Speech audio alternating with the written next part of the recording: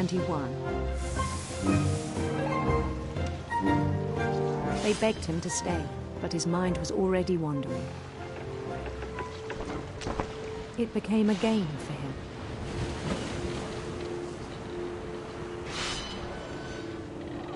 He'd conquer a city, then immediately push on. New Louisville.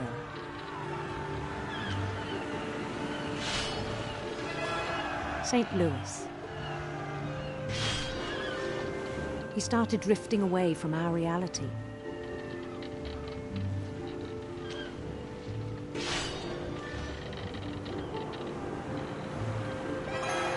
Minneapolis. Until one day he forgot to go home from the cannery. Even as his mother pleaded with him, part of Louis kept sailing on.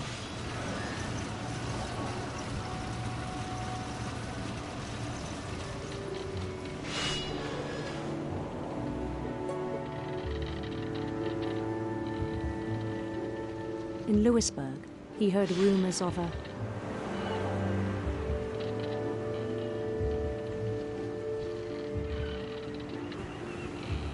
beautiful prince.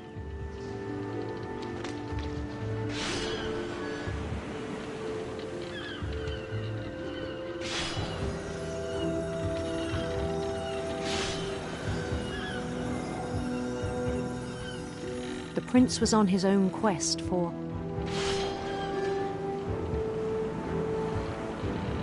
sinister serpents.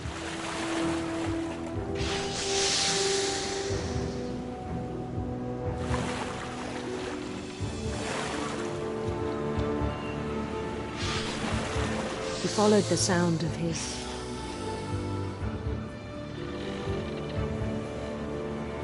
silver harp.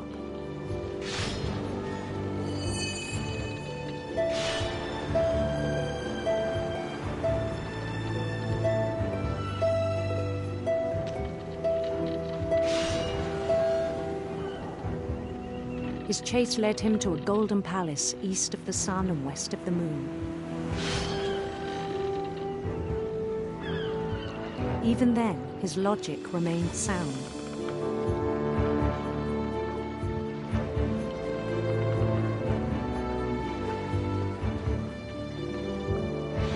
He knew the world was all in his imagination.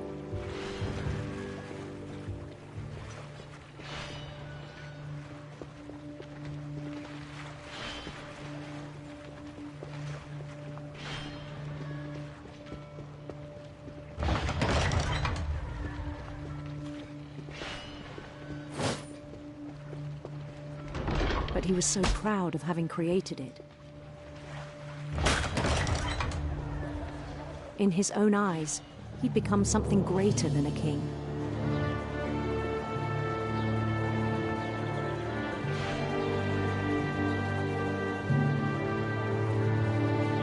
For someone who'd never known success in the real world, I think it was overwhelming. One chopping salmon, but the one climbing the steps of a golden palace.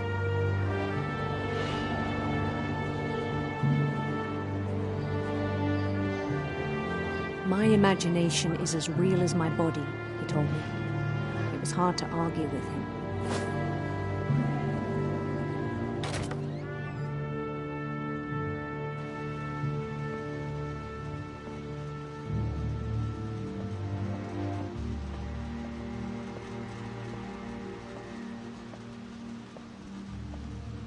He began to forget the world we know.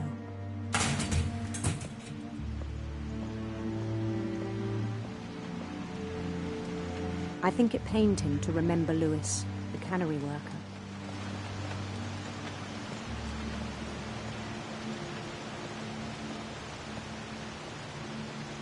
With a royal contempt.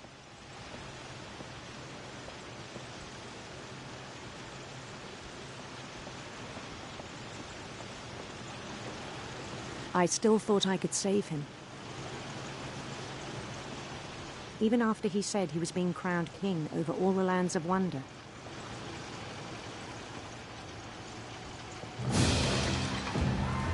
The palace would be packed with his companions.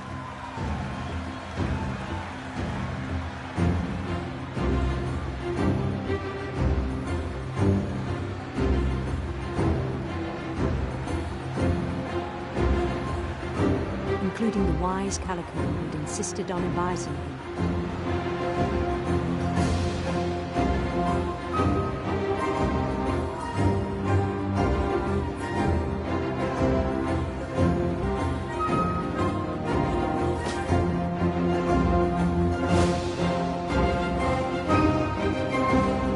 His prince waiting, holding his crown.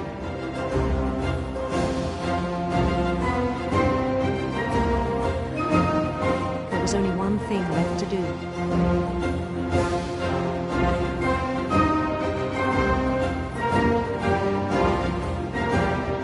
Bend down his head.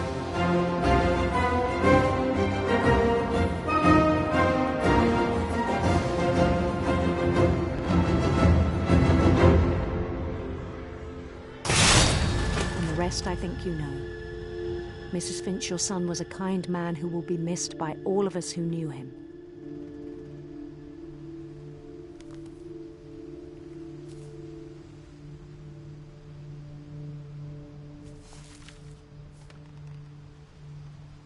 My brother was really cool. I wish you could have met him.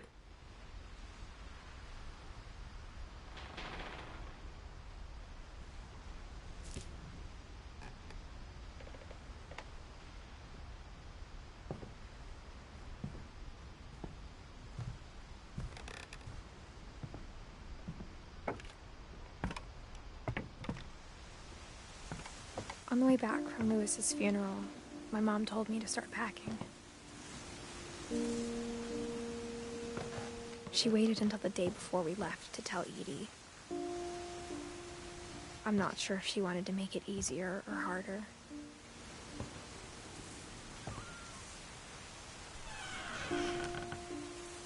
I wish we'd stayed. But I understand why we left.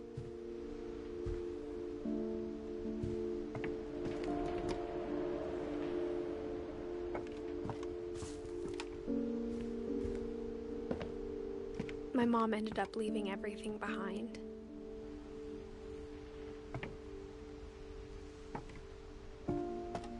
What happened that night had been coming for a long time.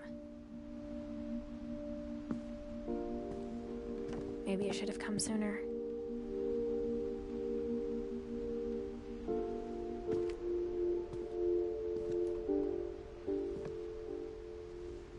But it had to end one way or another.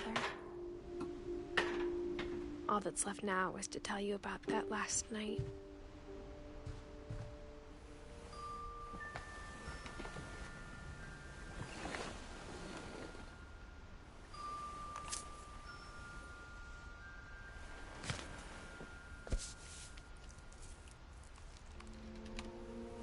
That whole last day, Edie just watched us pack and didn't say a word.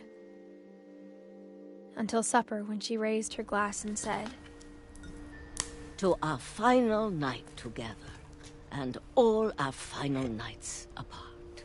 Grandma, you know what I said about alcohol. Some of your medications are very Edith, specific. I left a present for you in the hallway. Why don't you go open it? The grown-ups have to argue now. I'm sorry, you're right. We're all leaving tomorrow. Let's just enjoy our last... I'm not leaving. Edith, you're excused.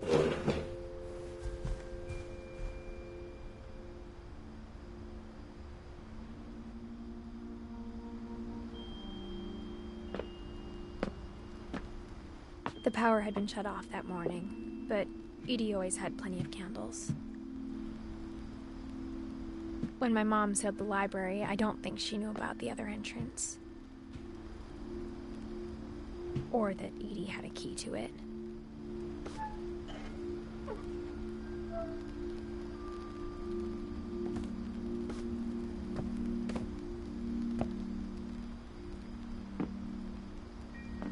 That thing you're afraid of isn't going to end when you leave the house.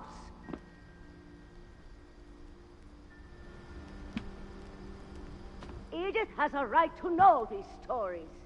My children are dead because of your stories. I think it's best if Edith and I leave tonight. We'll have the nursing home send a van for you in the morning, okay?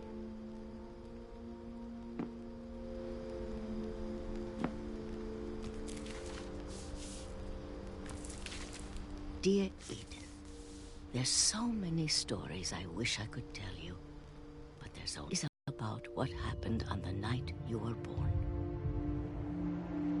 That night, the tide went way, way out. It was the first and last time I ever saw the old house aground. There'd been an earthquake out in the middle of the ocean.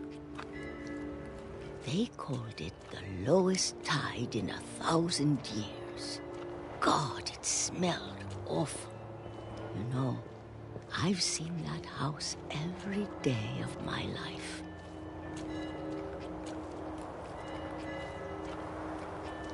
But I never thought I'd go back to it.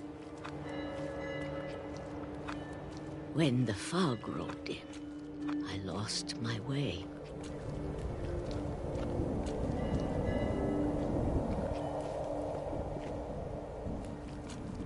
I got turned around.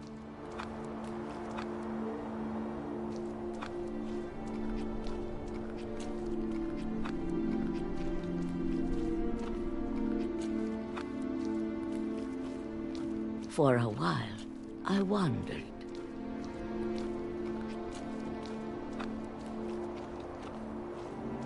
I started seeing things.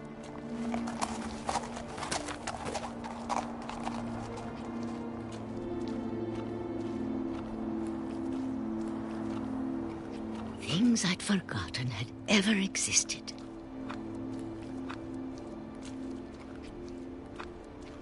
But when I saw them, they felt like old friends. That night, a lot of things came back to me. Or maybe I came back to them. Things I can't explain, but that I need you to try and... Edith, what are you doing in here? It's mine. Edith! Mom, you're gonna rip it! Let go! I kicked and screamed, but Mom dragged me to the car. I never saw Great-Grandma Edie again. The next morning, the van came to pick her up, but she was already gone. After that, we moved around a lot.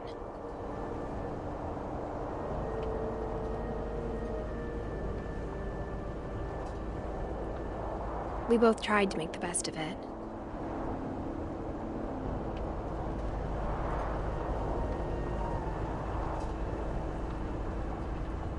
A few years went by.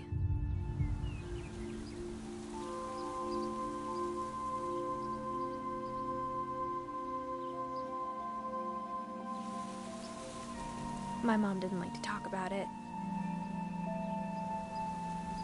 But she started getting sick a lot. The rest happened pretty quickly.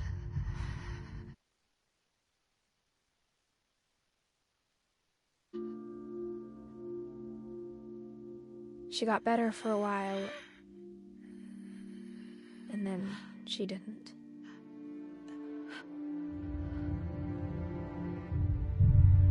And then I was alone.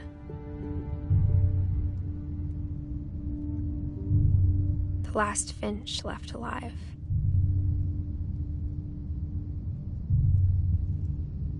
Until I found out about you. I'm still not sure what to tell you about all this.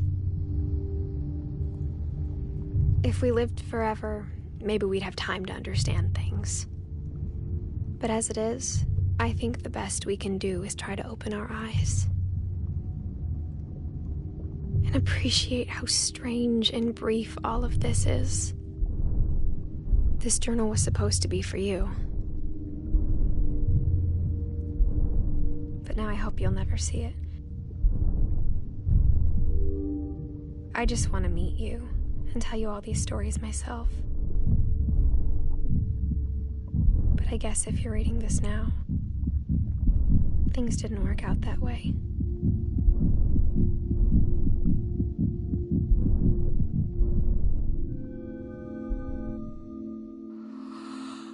This is where your story begins. I'm sorry I won't be there to see it. It's a lot to ask, but I don't want you to be sad that I'm gone. I want you to be amazed that any of us ever had a chance to be here at all. Good luck.